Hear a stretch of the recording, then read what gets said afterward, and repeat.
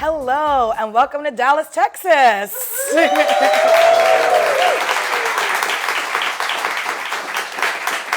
My name is Nelini Stamp, and I'm the Director of Strategy and Partnerships with the Working Families Party, and welcome to the Working Families Party 2020 endorsement process. We are here with former Secretary of Housing, Julian Castro.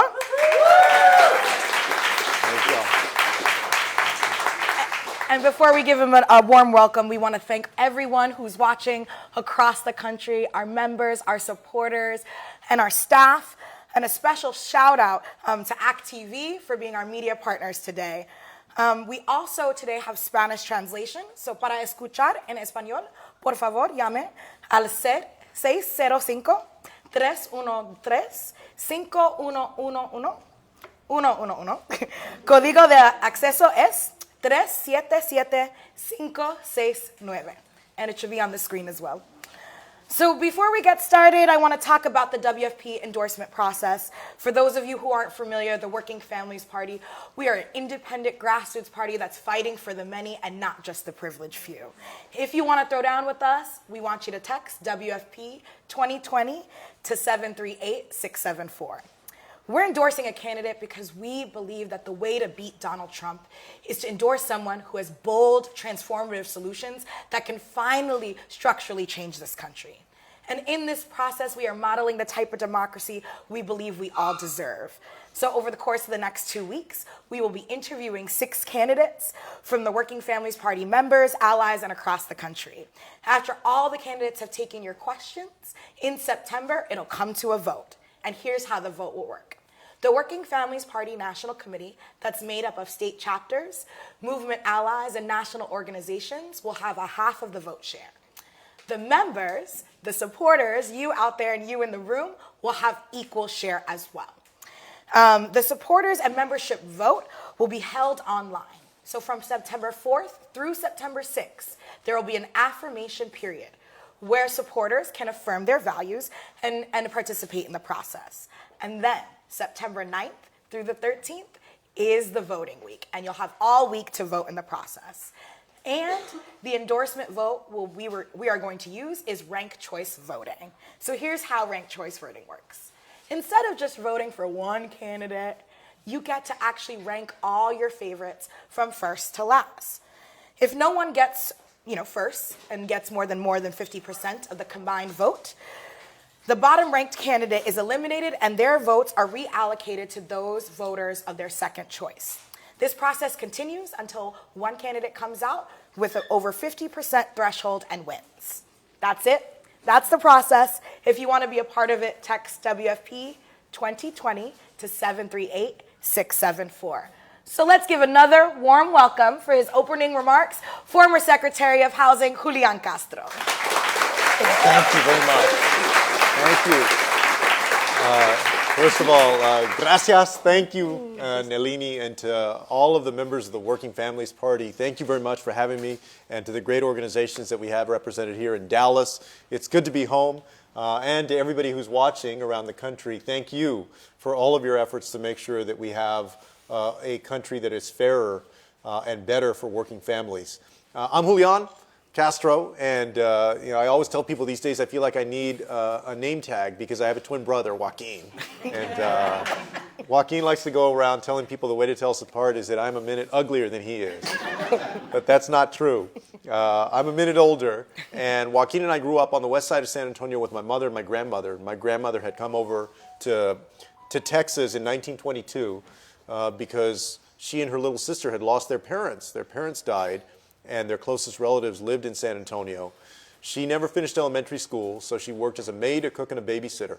And she raised my mother as a single parent. My mom raised my brother and me as a single parent after our parents split up when we were 8. I'm a proud product of the public schools of Texas.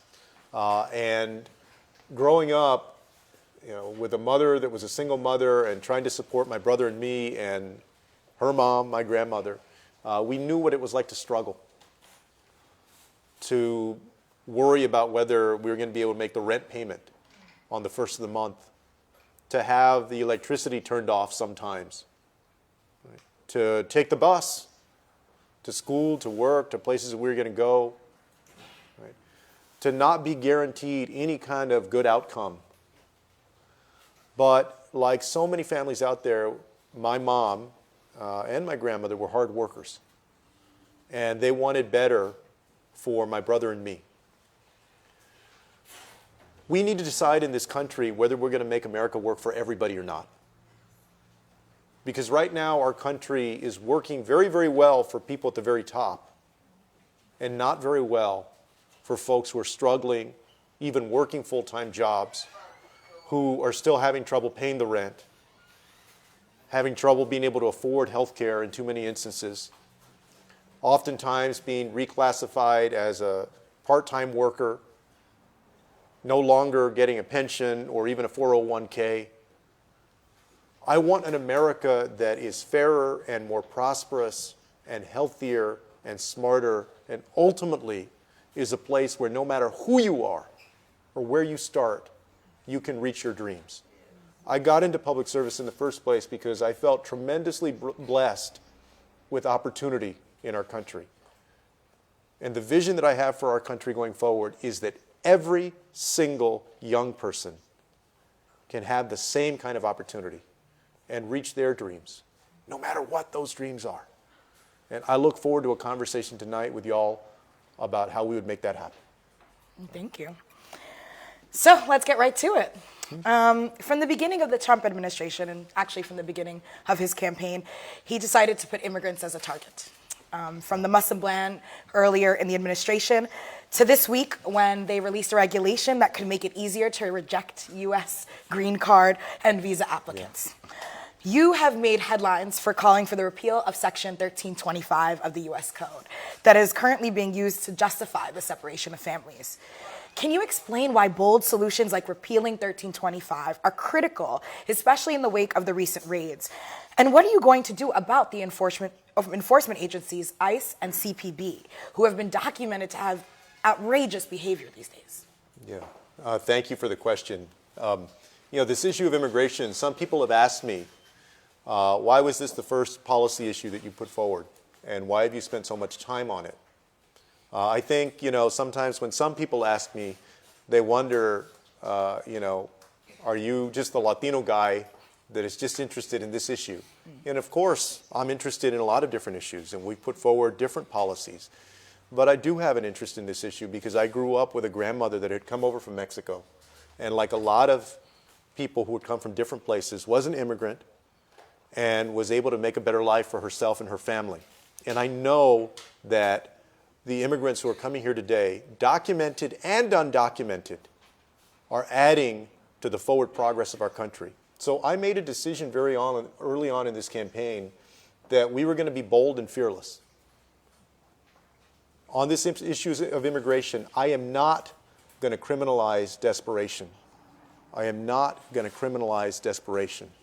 I've called for the repeal of Section 1325, which basically makes it a misdemeanor to unlawfully enter the United States, because this is the law that Donald Trump has used to incarcerate migrant parents and then separate them from their little children. I want to guarantee that we don't have family separation in the years to come. And so this is one way that we can do that. People often ask, well, does that mean that there are no consequences or that you have open borders? It doesn't mean that we have open borders. First of all, there's still a civil system, as most people know. It's a civil system that mostly handles these issues of immigration. There's still that civil system in place. What I do believe, though, is that we need to put undocumented immigrants on a pathway to citizenship, that we need to end family separation and detention, that we need to fix our broken legal immigration system, because it takes too long when you do apply to actually want to get on track and become a citizen. And we need to break up ICE and get enforcement that is effective but also compassionate. Right? The culture of CBP and of ICE in many ways is run amok. Right?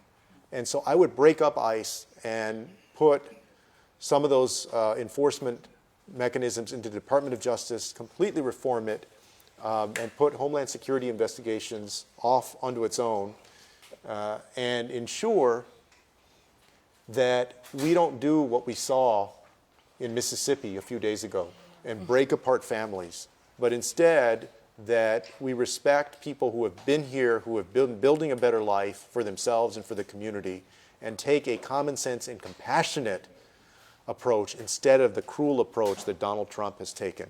And I've said that Donald Trump has not been bashful in his cruelty, and I'm not going to be bashful in my common sense and compassion.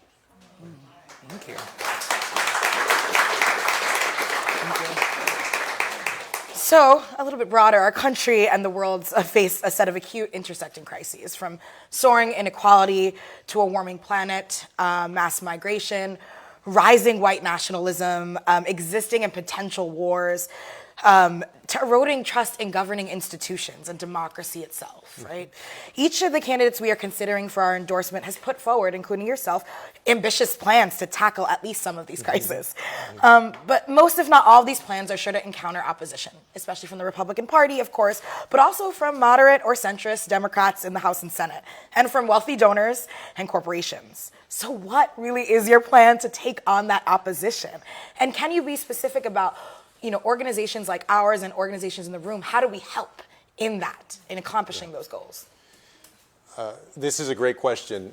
I'm convinced that anytime you're trying to get legislation done, work done, that represents the best interests of the people of the country and not just certain powerful special interests, especially corporate interests, that you need to start off with greater accountability and transparency. And during my time in public service, from the time that I was on the city council, that's what I've tried to do. When I was a city councilman, I introduced the very first campaign finance legislation. It used to be like the Wild West in San Antonio. There were no campaign finance limits. In 2004, we put the first campaign finance limits into place. We also strengthened our ethics code and increased transparency so that people can understand where those connections are and who's doing what a lot better. And that's what I would work on as president. I believe that we need to take a huge spotlight and put it on the actions of the people that represent us in Congress. So I would do things like push legislation to overturn Citizens United so that we reduce the influence of big money and special interests in politics. I would make Congress subject to the Freedom of Information Act. FOIA. If you want to know what your city council member or your state representative is doing in most states, you can make a Freedom of Information Act request. Right? But if you want to know that about your congressional representative, they exempted themselves from the Freedom of Information Act. You can't do that. So this very body, and I say this with a twin brother that's a congressman, go get his records if you want. This very body that is the most important legislative body in our country, that has the widest scope and has the most people trying to influence it, you can't see what they're doing. I would immediately push legislation to change that and improve that with regard to the executive branch as well. On top of that, I do think that we need to engage people at a grassroots level. It can't just be the politicians, right? The push for change, whether it's for marriage equality or right now we're in the middle of a push for change for common sense gun safety legislation, it always has to come from the people. And so there is, I think, a struggle well beyond this 2020 election, which is to finally put in place in our time, in our era, a stronger progressive movement that builds coalition around these issues, that will continue into the presidency of hopefully a Democratic president in 2021 and beyond. That's the kind of administration I'd like to lead, in addition to being willing to jump over the filibuster. If the decision is between adhering to a 60-vote rule, the filibuster, that is nowhere in our Constitution, and that both political parties have thrown out the window when they see politically fit to do so, or convenient, or getting things like universal pre-K done, and universal child care done, or universal health care done, I'm going to choose doing those things instead of that filibuster so that we can get things done for the American people that they need. Thank you. So we've seen attacks on the women's right to choose and abortion. So how will you protect people's rights to free, legal, and safe abortions in the United States? I believe that that women should have the right to choose, and here's how we would protect it. Number one, I would appoint judges to the district court, the appellate court, and if the opportunity arises to the Supreme Court level, who will respect Roe versus Wade as precedent. Because you know what these conservatives are up to. They're looking for the perfect case right now to take up the chain of the federal court system so that they think they can overturn Roe versus Wade. We need to make sure that that does not happen. In addition to that, I would push legislation in Congress to try and codify Roe versus Wade, if we can, so that we have that as law, federal law. And do everything that we can from the Department of Justice to push back against states, whether it's Georgia or Missouri or Alabama, that are trying to abridge that right to choose. On top of that, as I said in that first debate, I don't only believe in reproductive freedom, I believe in reproductive justice. And so I would seek to end the Hyde Amendment so that no matter how much money you have or don't have, you're able to access reproductive health care, including an abortion. We also have to recognize that members of the trans community also have a concern about reproductive health care, and we want to be inclusive. That's part of reproductive justice.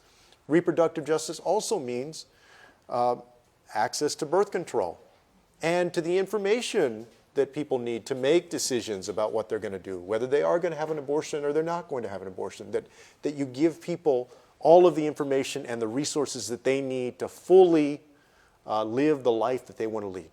Right? That's what I would do as president. Thank you.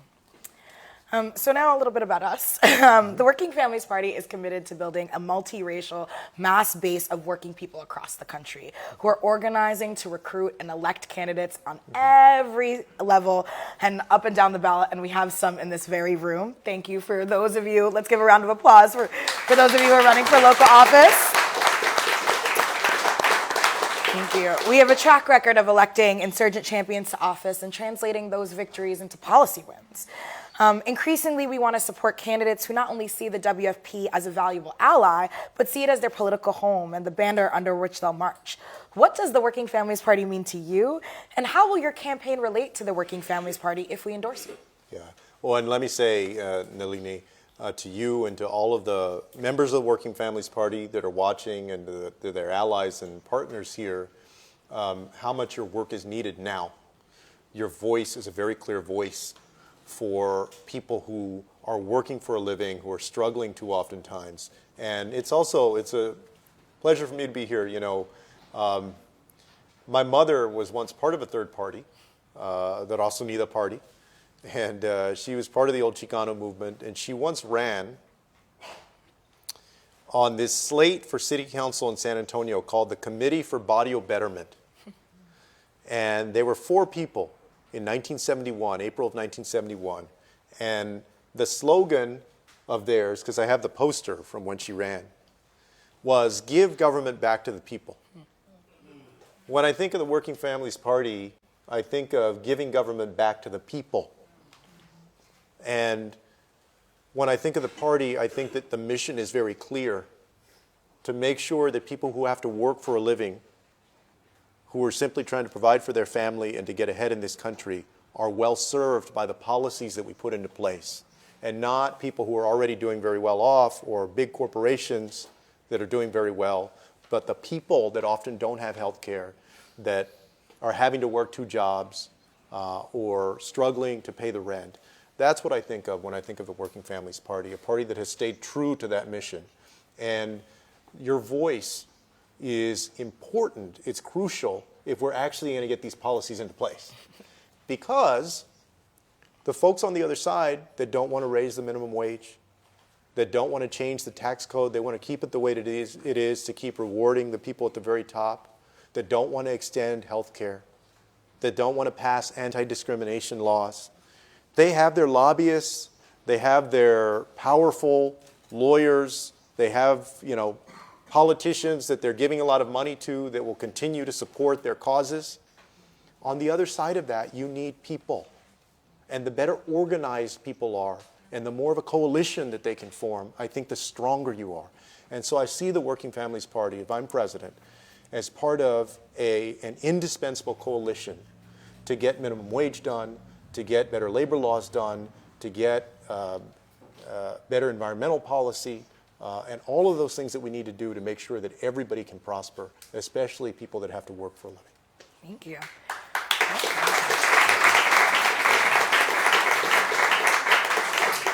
So we have been doing this process with allies and partners across the country, and we will now have a question from our live stream. And we have Jasmine, who's calling in from Virginia with the Women's March. Jasmine?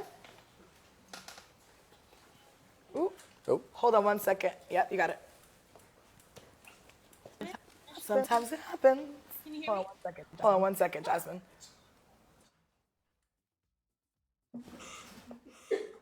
Talk now. Talk now. Hello? Can you hear me now? Oh, it's getting a little bit louder, yeah. Okay. A little bit louder. Okay, let's try and see. Oh, I think you mute. Yeah, there you go. We're good? Technical difficulty. Yep. I'll lean in to hear the question. Okay. Women, especially women of color who are queer, disabled, or living in rural communities, have oftentimes been the least likely to benefit from policies and systems designed to improve our economy. Across the country, it's become normalized for politicians to discuss the middle class, and oftentimes that accepts the Republican premise that there's an underclass worthy of scorn and criminalization. So my question is, how can your campaign and presidency speak to, give a voice to, and give political agency to those who need economic opportunity the most, especially those who are out of work and underemployed? Thank you very much. And remind me your name again? Jasmine. Jasmine.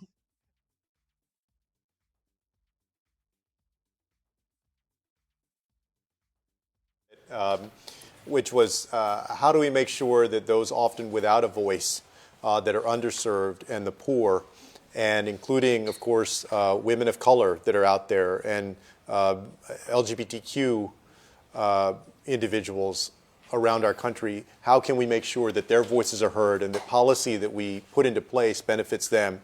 And one of the things, Jasmine, you said was that, which I agree with, that a lot of times these days we focus a lot on the middle class, but we don't talk as much about people who may be working poor or poor and not working right now.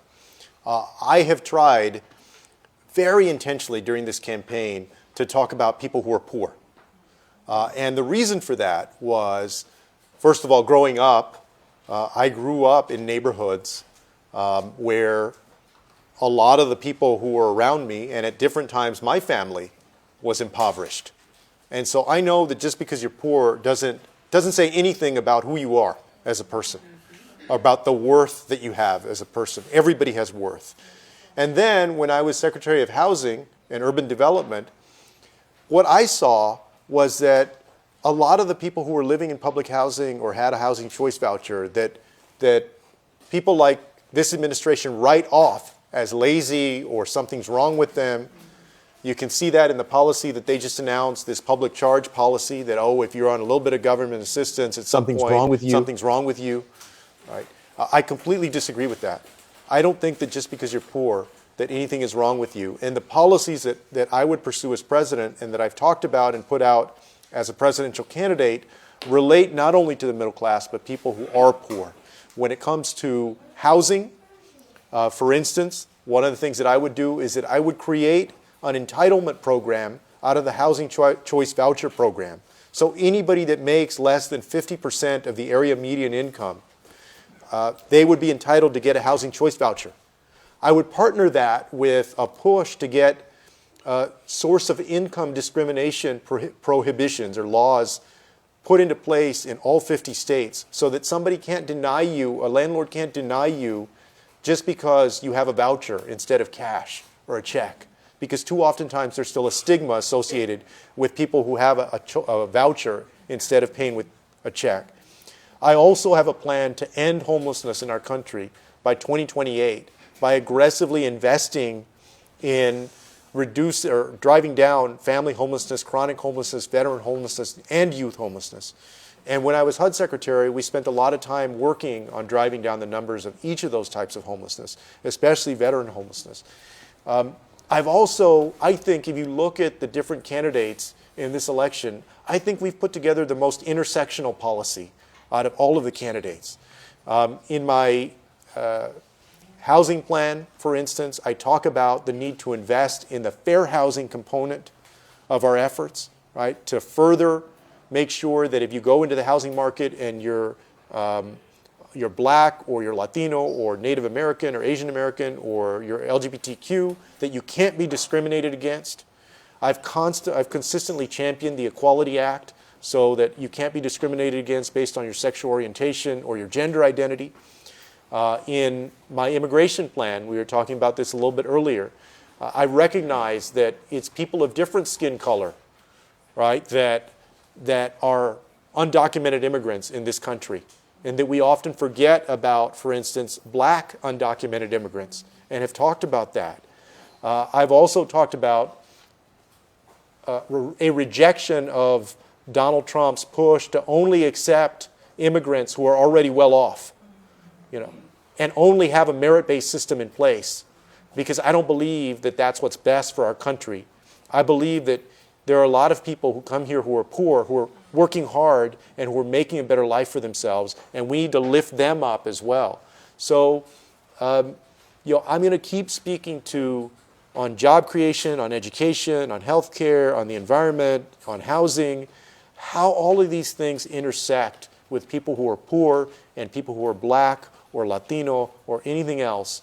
And I think that, by the end of this campaign, that people will really see that's how we have to approach all of these issues and touch the lives of the people that you asked about. Right? Thank you, Jasmine. Yeah, thank you. That was a great one. So this next question is very near and dear to my heart. In the 1950s, my grandparents moved to the United States from Puerto Rico. It was the mass exodus of the island at the time because of conditions that were put in place of it being a colonial territory of the United States. So fast forward to right now, the island is caught in a debt crisis. Hurricane Maria left thousands dead and my family without power that still lived there for almost a year. And the government is caught up in corruption and scandal. I want to first thank you for being one of the first presidential candidates to call for the resignation of Governor Ricardo Rossello. Thank you.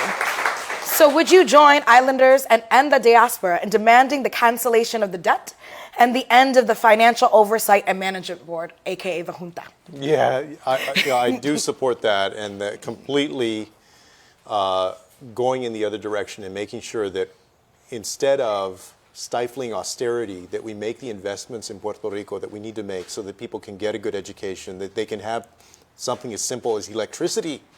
A lot of folks still don't have, some people still have electricity. A lot of areas still haven't recovered after Hurricane Maria in Puerto Rico. I believe that this experiment, so to speak, that we've seen has not proven to be the path that is going to lead to the prosperity that we want to see there. It also, it's not lost on me that we invest a lot in foreign aid around the world, which I believe in. I believe it, and that we should continue to do. But the people of the island of Puerto Rico are our fellow Americans. And I believe that we need to make investments there so that they can get a good education, they can have good job opportunities, they can have a good quality of life. That was my first stop after I announced my candidacy for president. And I intend to go back. And hopefully we'll see progress in the next 2 years. But if I am elected president, I will make that a stronger priority going forward. Thank you. So we have people have been asking questions via Crowdcast, and I believe we have Sarah in the audience who's going to ask the top voted question from our members at home watching. Yeah, thank you so much for being with us today, and thanks for everyone who's been submitting questions online. The top voted questions so far: what are your plans for increasing awareness, education, and protections of not just the LGBTQIA plus community as a whole, but also specifically the transgender rights community? How are you going to include transgender individuals in the transgender right movement in legal systems like identity and healthcare beyond just reproductive justice issues? Yeah, no, thank you very much for that question. During my time in public service, I've made the inclusion of the transgender community a real priority. When I was mayor of San Antonio, we did a non-discrimination ordinance in the fall of 2013. And our non-discrimination ordinance was, of course, the first of its kind for San Antonio and one of the first ones here in Texas. There were some, even allies, that suggested, well, you might consider removing the transgender community because people start, the right wing starts up its dishonest campaign about people going into bathrooms and a danger that's created, which is completely bogus, but does scare some people. Right? And so some people were saying, oh, well, maybe you want to take out the transgender community and go with a non-discrimination ordinance that includes everybody else. And we said no. We included the transgender community in that. When I got to the Department of Housing and Urban Development, we expanded the equal access rule to include the transgender rule, which says that if a transgender individual presents themselves at a publicly funded shelter, for instance, that they have to be accommodated according to their preference, how they identify, how they're comfortable, and they feel safe. On top of that, we worked on reducing homelessness amongst LGBTQ youth, including transgender individuals, who are often ones who find themselves homeless the most, because they're not accepted at home, or things get so bad at home that they feel compelled to leave and they end up on the streets. And we wanted to address that.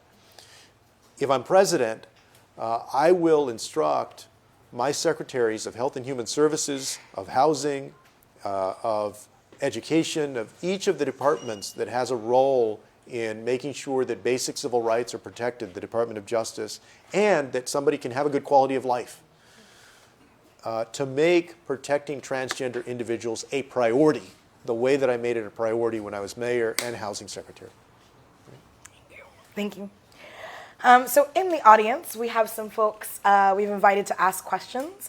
And first up, from an allied organization that has made headlines for making the Green New Deal one of the front and center issues, is Priscilla from Sunrise Movement here in Dallas, Texas. Priscilla? Buenas tardes, Julian. Buenas Had to tardes. get my Spanish in. Yes. So my name is Priscilla, and I am a coordinator for the Dallas hub of the Sunrise Movement. Today I have a question for you on behalf of our team. In the 1930s, we faced the existential threats of the Great Depression and World War II. Our nation's New Deal and mobilization during World War II to defeat the Axis rose to the scale of the crises at the time, created America's middle class, and permanently expanded the social safety net for a generation of Americans. Today, we face new existential crises which threaten our nation and the very planet we live on. Intersectionally, record levels of inequality, and the impending climate crisis. In response, we need a Green New Deal that mobilizes our economy over the next decade to tackle the climate crisis, creates millions of good jobs, ensures Americans with economic prosperity, guarantees clean air and water for every zip code in the U.S., and establishes a new social safety net fit for the 21st century. How would you unite the nation around this national project as outlined by Representative Ocasio-Cortez and Senator Markey, and what is your plan to make the vision of a Green New Deal a reality? Yeah, thank you very much for that question. And we just got another report the other day that said that our food supply is being harmed by climate change. You all saw the report about a year ago that said we have about a dozen years to make serious progress on this issue before the consequences could be tragic. And so all of the red flags and the sirens are going off right now that we have to act. I have said very clearly that my first executive order, if I'm elected president, on my first day in office will be to recommit the United States to the Paris Climate Accord so that we lead again immediately on sustainability, and then to go around the world and get stronger commitments from our allies and our adversaries to get to net zero. I believe at latest 2050 should be when we get to net zero, if not before then. In order to do that, I believe what we need to do is make Americans understand, and I think a lot do, that we can do two things at once. We can protect our planet, we can invest in a Green New Deal to get to net zero here and lead so that other countries around the world help us get there. Have clean air, have clean water, and then also create great jobs in the clean energy economy. Right? We see that here in Texas, in our home state. Right? In the wind energy industry, the solar energy industry, we see that in other renewables. You see that in a number of other states in our country. And so I think that we have a real story to tell about being able to do right by our planet and also ensure that people can go to work. They already are. You know? When I was mayor of San Antonio, I sat on the board of the local public utility, CPS Energy, and we started to move it away from fossil fuels. We decided to close a coal-fired plant and invested in a 400 megawatt solar facility. But we didn't stop there. We also incentivized the location in San Antonio of 800 jobs that came with the manufacturing of those solar panels, so that it was a double victory. And you know, that industry, those industries are always changing. But there's no reason that China should lead when it comes to creating jobs in the clean energy economy. The United States should lead and drive down emissions and make sure that we have cleaner water and clean air. The other thing that I would do is that I would appoint an EPA director that actually believes in environmental protection, right?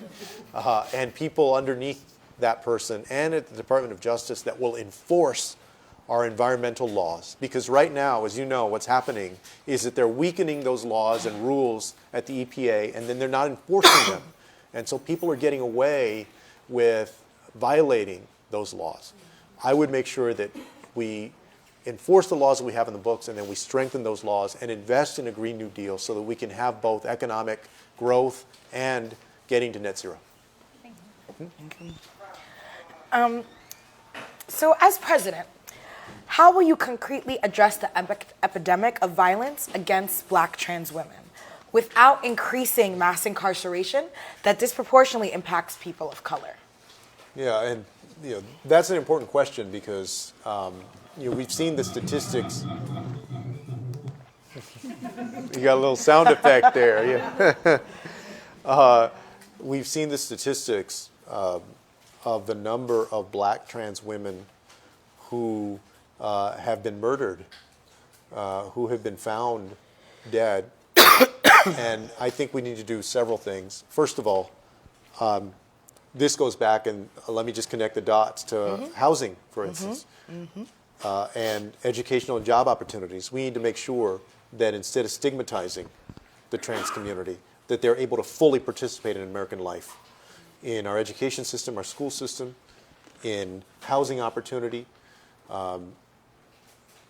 in the ability to get shelter if they're homeless, because as you know, that is one of the big challenges for the trans community. You have a disproportionate number of people who find themselves homeless. That's why it's important to enforce our anti-discrimination laws and to provide greater housing opportunity to folks. And when it comes to job opportunities, I support the Equality Act, for instance, that would make sure that you can't be discriminated against because of your gender identity, so that people have the chance to have gainful employment. This also intersects with race, too. And I want police departments across the country to take this seriously, right? To investigate these crimes, to make sure that they're doing what they can to understand, to be better trained, to work with the trans community and groups that are out there to help prevent these crimes in the first place. And I think that we still have a lot of work to do there. And so I don't think that the answer is to, you know, overly imprison people. I think the answer is to respect people, to give them the educational opportunity, the housing opportunity, the job opportunity that they need, to make sure that we do that in a way that says if your skin is black or if your gender identity, whatever it is, you can't be discriminated against. And to be cognizant of both of those things. That's what I would instruct my Department of Housing and Urban Development, my Education Department, Labor Department, and Department of Justice to do. Thank you. So we're going to another question from our audience. We have Sue Jones from one of our state committee organizations, the Texas Organizing Project. Sue, your question for Julian? Hello, Secretary Castro. Thank you for spending your evening with us here in Dallas. Quite hot. My question is about health care. Texas has the highest number of people who are uninsured, and we are number 7 on the maternal mortality rate, primarily women of color. When you announced your candidacy for president, you stated on the MSNBC show Chris Hayes that health care reform would be the first bill you would work on. And since this issue is not included on your campaign website, can you tell me what's your plan and why it's not on your website? Yeah, no, thank you. So let me answer that first. We're rolling out our policy, right?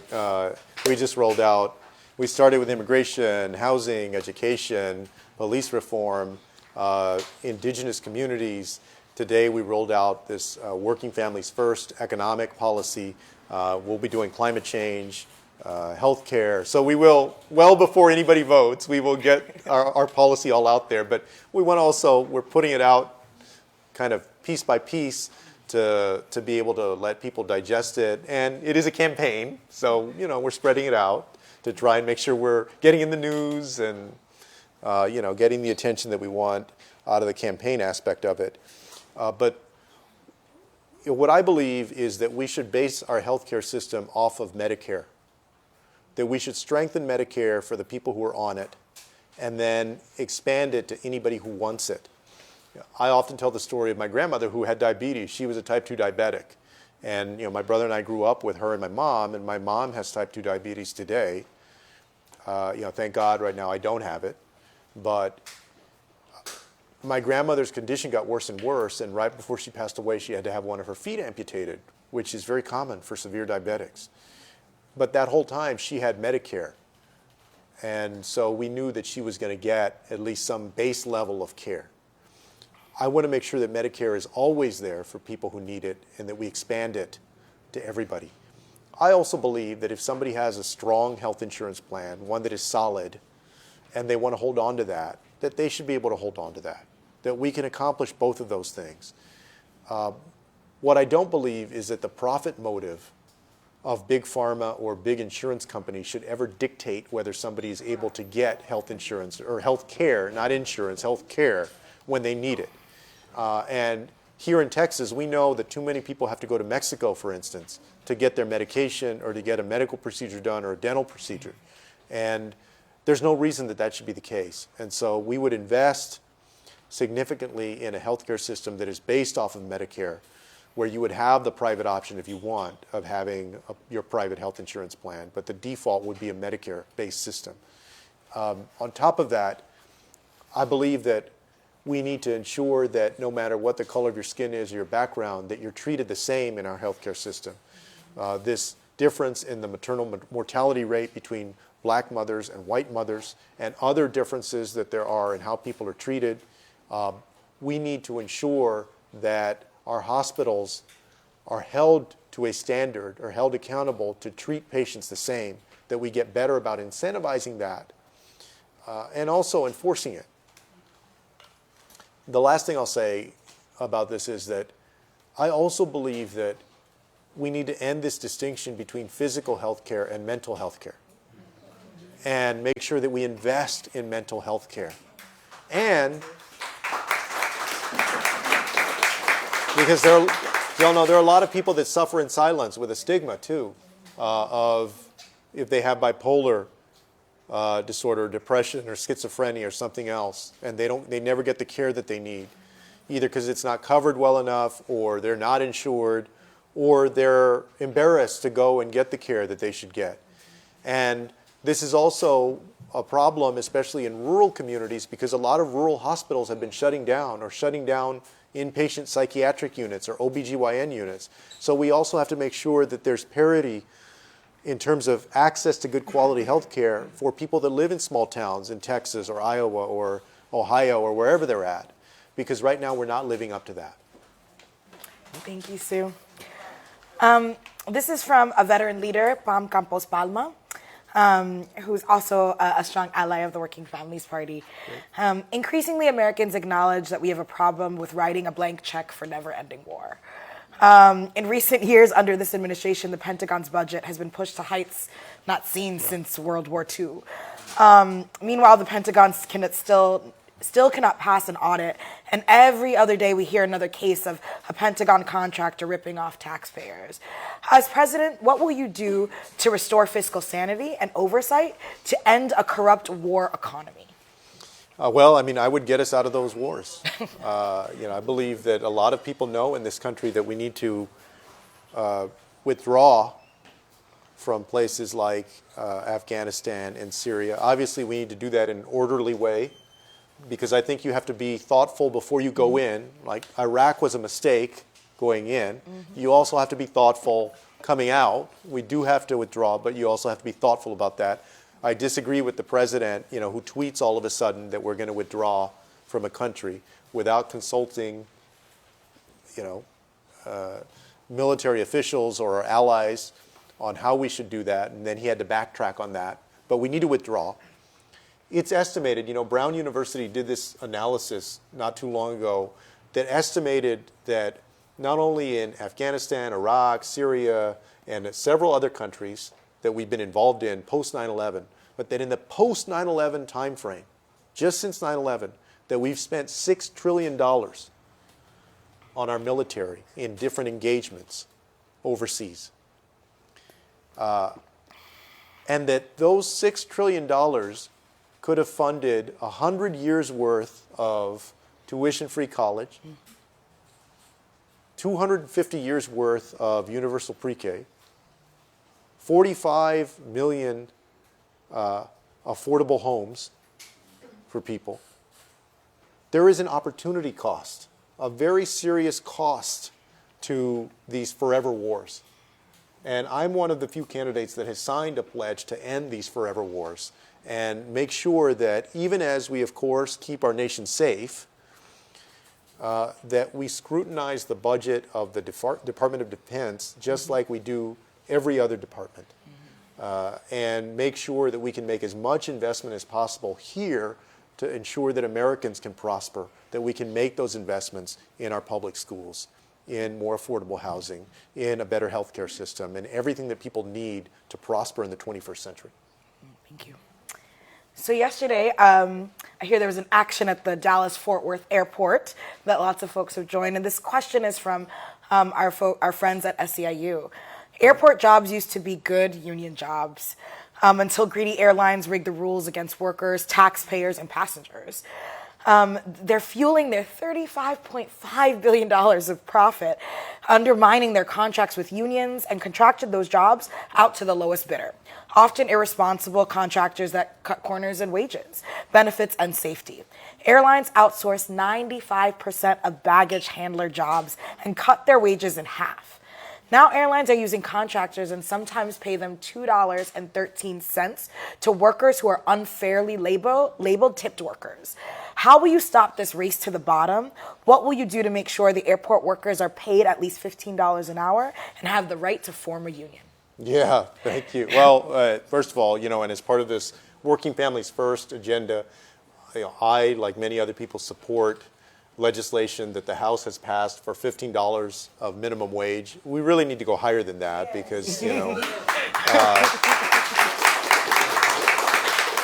but it's been 10 years since we raised the minimum wage. And so, if we could get $15 an hour very early on in 2021 and then build off of that, I actually would like it to be automatically indexed every year so that we don't have to go back to Congress. And it's fascinating to me that a lot of these congressional representatives would be happy to raise their own salary, but not raise the minimum wage. Right? We need to make it index automatically so that you don't have to go back all the time. And that provides certainty to employers too, right? There's a certainty to that. I support the PRO Act in Congress that would, on the private sector side, ensure that unions are more effectively able to organize and to represent a greater percentage of workers than they do today. because the last number I saw, I think, was that union membership as a whole had basically fallen, I think underneath 12% or maybe into the single digits. Compared to where it was, it's fallen a lot. The good news is, in some states, it's actually rising again across our country, right? Because people right now recognize this great inequality that exists and that labor is essential. Labor organizations are essential to create more of a balance. And so I would support legislation that makes it easier and more convenient for labor unions to organize on the private sector side with airport workers, with every other type of worker. Thank you. So we're going to kick it back to New York, and let's just make sure we could hear this computer. In New York, we have Winsome Pendergrass from New York Communities for Change, one of our New York affiliates and founders of the party. Winsome, let's see. Hello. Yeah. Hello. Hi. So, greetings from the wonderful state of New York. Hello. Hello. Can you hear me? Yes. Okay, I'm saying greeting from the wonderful state of New York. As you might have known, we have one of the biggest fights since January, where we really took to the street for the sake of the tenants. Tenants have been suffering so badly in New York by the real estate people. What we would like to know, both New York Community for Change and the Upstate Downstate Coalition, is when you become president, do you support state passing universal rent control? Yeah. Thank you very much for the question. I do believe that states and localities should have the ability to implement rent control. And as I'm sure you know, in California recently, that issue was taken up about local communities being able to implement rent control. I don't think it passed, but I do think that it was a look at what more states are going to be taking up, and that we need to give states and local communities the tools to implement rent control where it makes sense, because we've seen the rent absolutely skyrocket. Like, we have a rental affordability crisis in this country. And we need to give local communities more tools to be able to protect, especially tenants on fixed incomes and lower income tenants who have been there for years, working hard, full-time job, having to put in more than 40 hours a lot of times, but they cannot they can't afford the rent as it continues to skyrocket. On top of that, I put forth an entire housing plan on other tools that we need to utilize, from making the Housing Choice Voucher Program an entitlement program, to funding a greater supply of affordable housing through investing $40 billion in the National Housing Trust Fund, and increasing the low-income housing tax credit, as well as community development block grants, or CDBG, and home funding, so that we can produce more units of affordable housing out there. And I was in Des Moines, Iowa, just a couple of days ago talking about this. We need to hold local communities more accountable for their land use requirements and their zoning requirements, because too oftentimes what we have a lot of NIMBYism out there that makes it impossible to create more affordable housing. And I want to reward those communities that get beyond that. And so I would link up our grants, federal grants, to whether communities actually implement land use codes that make it easier to do housing that is affordable in a community. Because it's a crisis. It is a crisis. And linking land use with federal grants, I think, would send the right signal to local communities that they can't only listen to the voices of people that never want affordable housing anywhere around. They have to create that affordable housing. Thank you, New York. Sweet spot for my home state. So now we're going to turn it to someone on our leadership committee here in the room in Texas, Devontae Peters. Devontae. Your question for the secretary. Hey man, say man. All right. Yeah. So my name is Devontae D. Peters. I also a lot of people in the room know me as Brother Shaw. But so recently we had a story. A story hit the media about us. Patrolling our community, trying to keep people safe, and what we're doing. We call it community engagement. We want to engage our community outside of patrolling and things like that. We feed our community. We connect people to resources, and what we're essentially doing. Me and my brother Marcus X right here. What we're essentially doing is trying to connect people to resources and kind of circumvent the prison pipeline that's going on in our community. So my questions are in regards to your stance on for-profit prisons. Would you support permanently ending for-profit prisons? And then my next question would be, would you support creating a federal department that is dedicated exclusively to basically addressing corruption in law enforcement and government agencies? Thank you very much.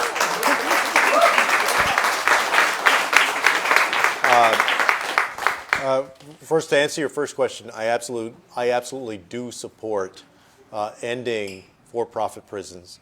I've said that, and most recently we've been reminded about this in the context of immigration, right?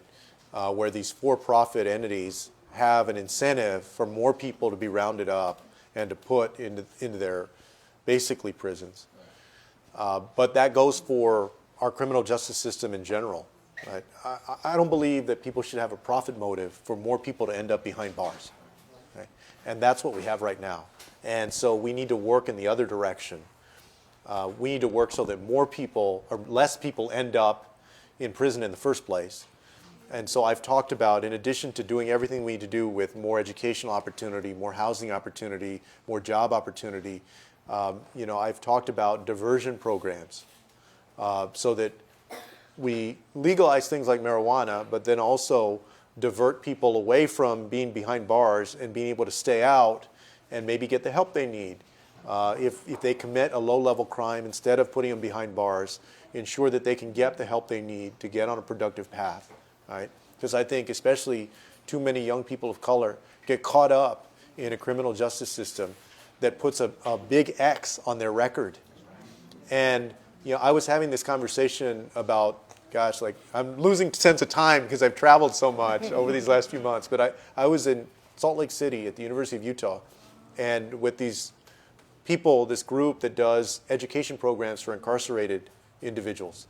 And I was talking, I said, we want to give folks an effective second chance. And somebody raised a very good point. They said, well, the problem is that a lot of people don't get a first chance. Right? And I want everything that I have put out on education, on housing, on jobs, on police reform, and criminal justice has been so that people can have an effective first chance. They never end up behind bars in the first place.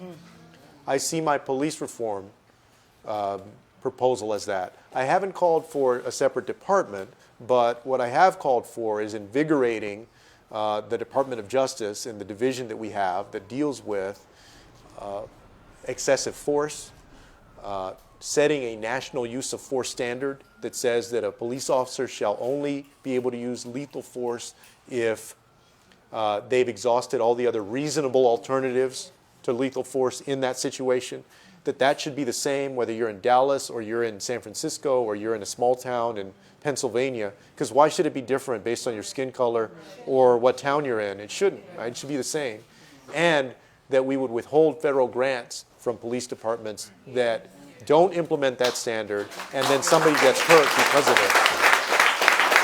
And I also have called for demilitarizing our police, because we've been giving these this military equipment over the last 20 years to police departments, and I think that's not the answer. I recognize that our police do a dangerous job, and we saw last night in Philadelphia, they do a dangerous job. I'm very appreciative of the work that a lot of our police officers do, but I also believe that we have a problem of law enforcement using excessive force too often, especially on young black men. And I have not been shy to say that very bluntly. And so those are some of the things that I would do. But my police reform plan is on my website at juliancastro.com. That's more extensive on what we would do. All right. Yeah. Thank you. Well, our hour has come to an end, but before that, Secretary Castro, you get to make your final case to the members and those watching who are going to vote in our process. So, Secretary Castro. Well, first of all, gracias again. Thank you very much to everybody here in Dallas, to everybody who's watching, and especially to the members and the leadership of the Working Families Party. Look, I want an America where no matter who you are, you can reach your dreams. I want an America where everyone counts. In order to get that kind of America, it's going to take a struggle. It's going to take a fight. It's going to take a coalition of people who are willing to make people uncomfortable, to reverse this slide that we've been on for 40 years of a system that is more and more for the wealthy and for big corporations instead of people who are struggling, people who have to work for a living, families that find it harder and harder to prosper. During this campaign, I have set out a bold vision, a fearless vision, for us to become a country that is smarter, that is healthier, that is fairer for everybody, and because of those things is more prosperous.